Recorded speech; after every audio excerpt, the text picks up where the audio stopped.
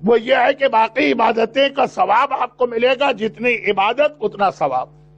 ہماری ایج 70 ہے، ہمیں 70 سال کی نماز، 70 سال کے روزے، 70 سال کے حج کا ثواب ملے گا.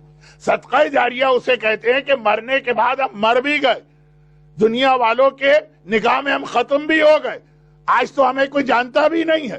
اب جیسے ہمارے فور فادرز، دادا کے دادا کے دادا، مجھے ان کا نام نہیں معلوم، یہ بھی نہیں پتا وہ کہاں سے آئے تھے اور کس علاقے میں رہے اور کیسے، لیکن جو انہوں نے اس زمانے میں کوئی صدقہ جاریہ کیا ہے اس کا ثواب اب تک ان کے نامہ اعمال میں ہے. جو حدیث آپ سنتے ہیں کہ قیامت کے میدان میں خود ایک مومن حیران ہو جائے گا، دوسرے لوگ نہیں، خود وہ مومن، اس کے نامہ اعمال میں لکھا ہے کہ اسے 1000 حج کا ثواب ملے. خدا بندہ میں نے زندگی میں حج ہی صرف 4 کی ہیں، یہ 1000 کا ثواب کہاں سے؟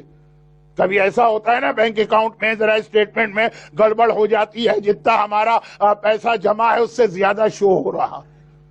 اے ٹی ایم میں آپ نے کارڈ ڈالا، جتنا آپ نے کہا 20 پاؤنڈ چاہیے تو 2000 پاؤنڈ نکلا ہے. ایسے واقعات آج بھی ہوتے ہیں ٹیکنالوجی کی ترقی کے بعد بھی. ابھی میں اسی منتھ کون سا واقعہ پڑھ رہا تھا کہ $1 ملین اس کے اکاؤنٹ میں آ گیا، بلکہ شاید اس سے بھی زیادہ. تو خدا بندہ یہ کیا، یہ اسٹیٹمنٹ ایسا نہ ہو کہ گڑبڑ ہو جائے، یہ پتا چلا کہ میں نے سارے حج کا ثواب قبول کر لیا، 1 گھنٹے بعد فرشتے آ جائیں دھکے دے کے نکالے، محل سے جاؤ باہر نکلو، یہ تمہارا محل نہیں ہے، وہ غلطی ہو گئی. تو اس نے خود خدا سے جا کے یہ بات کہی. جواب ملا کہ نہیں، تم نے حج 4 کیے، لیکن تم نے جو لوگوں کو حج کی ٹریننگ دی، ثواب شوق دلایا، ثواب بتایا، تمہاری وجہ سے 1000 آدمیوں نے حج کیا، ان کا اب یہ بہت مشہور حدیث ہے، میں آپ کا ٹائم بچانے کے لیے، پیغمبر نے کہا صدقہ جاریہ. اور صدقہ جاریہ میں آپ کو معلوم ہے یہ بھی بہت مشہور حدیث کہ سب سے بہترین صدقہ جاریہ قرار دیا گیا ہے اولاد کی صحیح تربیت. پیغمبر کی مشہور حدیث اذا مات المومن انقطع عمله الا من 3.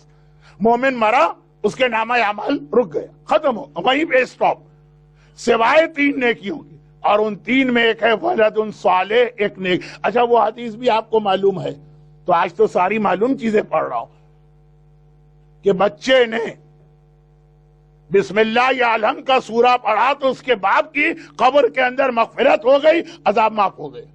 بیٹا نیک تو باپ تک ثواب. وہ حدیث بھی آپ کو یاد ہے، وہ حدیث بھی. نوجوان آیا کہ یا رسول اللہ میرا باپ بہت بیمار، میں اپنی بہن کے پاس گیا کہ چلو باپ تمہیں یاد کر رہا. بیٹیاں رحمت ہوتی ہیں، اور جو صحیح باپ ہے بیٹوں سے زیادہ بیٹیوں سے محبت کرتے ہیں، خاص طور پہ اگر بڑی بیٹی. باپ بیمار ہے تمہیں یاد کر رہا ہے، گیا اس نے منع کر دیا کہ میرا شوہر سفر پہ گیا ہے، اس کی پرمیشن جب تک کہ نہیں لوں گی گھر سے باہر نہیں نکلوں گی. یا رسول اللہ آپ پرمیشن، بہت مشہور روایت. پھر پیغمبر نے منع کیا، پھر آیا کہ آج باپ کا آخری وقت ہے. وقت آتا ہے نا ڈاکٹر کہہ دیتے ہیں کہ بس یہ آج آخری رات ہے، جو کہنا سنانا وصیت سب کچھ کر لو. وہ تو ایک ہی جملہ کہہ رہا، باپ بیٹی کو بلا کے لاؤ، منع کر دی، آپ اجازت دے دی. اگلے دن آیا کہ مر گیا باپ. اب باپ تو بیٹی کو نہیں دیکھ سکا، پورے فیملی کا یہ مشورہ ہے کہ بیٹی تو باپ کی آخری زیارت کر لے. لیکن پھر بہن نے منع کر دیا کہ رسول نے مجھے روکا ہے بغیر شوہر کی اجازت کے گھر سے باہر نہ نکلنا، پرمیشن. پیغمبر نے کہا نہیں، شوہر کی پرمیشن نہیں تو میں بھی نہیں دے رہا ہوں. بہت مشہور بات. آخری جملہ کیا؟ وہ یہ ہے کہ بہرحال باپ بھی مر گیا، دفن بھی ہو گیا، کچھ دن گزر گئے. یہی نوجوان بھائی پھر آیا، پیغمبر نے اس کو دیکھ کے کہا آج بھی کوئی سوال ہے؟ کہا آج سوال نہیں، آج تو ویسے ہی آپ کی زیارت کے لیے آیا ہوں.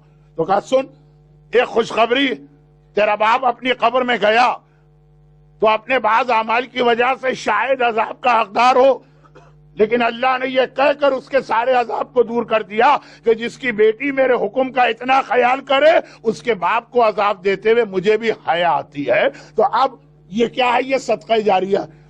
بیٹے نے الحمد سیکھا، باپ قبر کے اندر عذاب سے پروٹیکٹڈ. بیٹی نے شریعت کی پابندی کی، باپ قبر کے اندر عذاب سے پروٹیکٹڈ. यहाँ पे मुझे